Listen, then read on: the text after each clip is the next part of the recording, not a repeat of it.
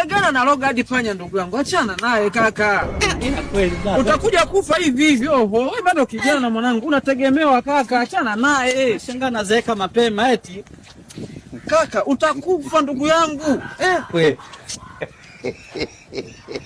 Nini sasa? Hapo mwanamke sikutaki, wewe mwanamke ni mchawi.